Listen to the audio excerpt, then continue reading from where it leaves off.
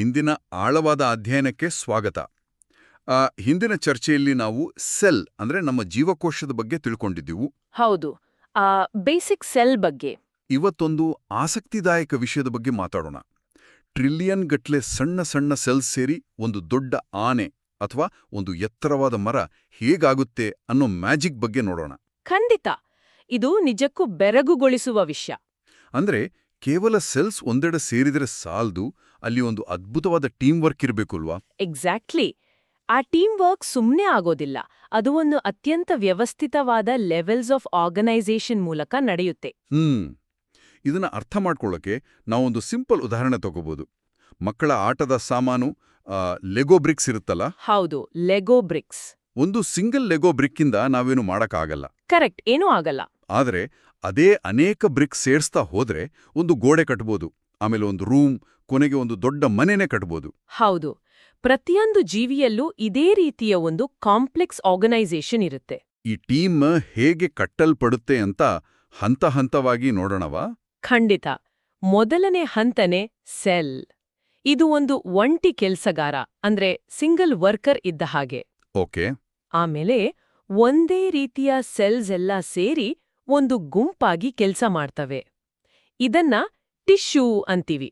ಓ, ಅಂದ್ರೆ ಈಗ ನಾವು ಓಡಾಡಕ್ಕೆ ಹೆಲ್ಪ್ ಮಾಡೋ ಮಸಲ್ ಸೆಲ್ಸ್ ಸೇರಿ ಎಕ್ಸಾಕ್ಟ್ಲಿ, ಅದು ಮಸಲ್ ಟಿಶ್ಯೂ ಆಗತ್ತೆ. ಆಹಾ. ನೆಕ್ಸ್ಟ್ ಲೆವೆಲ್ ಬಂದು ಆರ್ಗನ್. ಬೇರೆ ಬೇರೆ ಟಿಶ್ಯೂಸ್ ಒಟ್ಟಿಗೆ ಸೇರಿ ಒಂದು ದೊಡ್ಡ ಕೆಲ್ಸ ಮಾಡಿದಾಗ ಅದು ಆರ್ಗನ್ ಆಗತ್ತೆ. ಇದಕ್ಕೆ ಒಂದು ಉದಾಹರಣೆ ಕೊಡಬಹುದಾ? ಖಂಡಿತ. ನಮ್ಮ ಹಾರ್ಟ್ ಅಂದ್ರೆ ಹೃದಯ ಒಂದು ಆರ್ಗನ್. ಇದ್ರಲ್ಲಿ ಮಸಲ್, ಆಮೇಲೆ ನರ್ವ್, ಹಾಗೆ ಬ್ಲಡ್ ಟಿಶ್ಯೂಸ್ ಎಲ್ಲವೂ ಒಟ್ಟಿಗೆ ಸೇರಿ ಕೆಲಸ ಮಾಡ್ತವೆ. ಅಂದ್ರೆ ಈ ಹಾರ್ಟ್ ತರ ಬೇರೆ ಬೇರೆ ಆರ್ಗನ್ ಸೇರಿ ಇನ್ನೇನಾದ್ರೂ ಆಗುತ್ತಾ? ಹೌದು, ಅದೇ ಆರ್ಗನ್ ಸಿಸ್ಟಮ್. ಇದು ಒಂದು ದೊಡ್ಡ ಫ್ಯಾಕ್ಟ್ರಿಯಲ್ಲಿ ಬೇರೆ ಬೇರೆ ವಿಭಾಗಗಳು ಇದ್ದ ಹಾಗೆ. ಫ್ಯಾಕ್ಟರಿ ವಿಭಾಗಗಳ ತರಹನ? ಹೌದು. ಉದಾಹರಣೆಗೆ, ನಾವು ತಿಂದ ಪಿಜ್ಜಾ ಎನರ್ಜಿ ಆಗ್ಬೇಕು ಅಲ್ವಾ? ಹೌದು, ನಮ್ಗೆ ಶಕ್ತಿ ಬೇಕು. ಅದಕ್ಕೆ ನಮ್ಮ ಬಾಯಿ ಮತ್ತು ಹೊಟ್ಟೆ ಒಟ್ಟಿಗೆ ಕೆಲಸ ಮಾಡ್ತವೆ. ಇದೇ ಡೈಜೆಸ್ಟಿವ್ ಸಿಸ್ಟಮ್.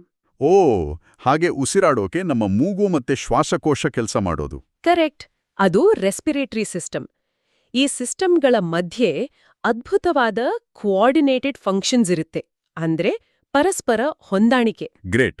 ಈ ಎಲ್ಲ ಆರ್ಗನ್ ಸಿಸ್ಟಮ್ ಸೇರಿದಾಗ ಏನಾಗುತ್ತೆ? ಇವೆಲ್ಲವೂ ಒಟ್ಟಿಗೆ ಸೇರಿದಾಗ ಒಂದು ಸಂಪೂರ್ಣ ಜೀವಿ, ಅಂದ್ರೆ ಒಂದು ಆರ್ಗ್ಯಾನಿಸಮ್ ಆಗುತ್ತೆ. ವಾವ್. ಹಾಗಾದ್ರೆ ಮರ, ನಾಯಿ, ಮನುಷ್ಯ ಎಲ್ಲರೂ ಮಲ್ಟಿಸೆಲ್ಯುಲರ್ ಆರ್ಗ್ಯಾನಿಸಮ್ಸ್ ಅಂತಾಯಿತು. ಹೌದು, ಮಲ್ಟಿ ಅಂದ್ರೆ ಅನೇಕ. ಆದರೆ ಇಲ್ವೊಂದು ದೊಡ್ಡ ಗುಟ್ಟಿದೆ. ನಾನು ಈ ಬಗ್ಗೆ ಓದಿದಾಗ ನನಗೆ ಆಶ್ಚರ್ಯ ಆಯಿತು. ಏನದು?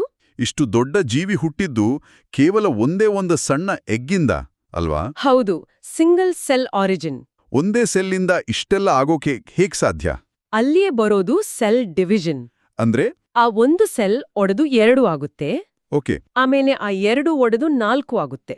ಹೀಗೆ ಒಡೆದು ವಿಭಜನೆಯಾಗಿ ಕೋಟ್ಯಾಂತರ ಸೆಲ್ಸ್ ಆಗಿ ಇಡೀ ದೇಹನೇ ನಿರ್ಮಾಣ ಆಗುತ್ತೆ. ಇದು ನಿಜಕ್ಕೂ ವಿಸ್ಮಯ.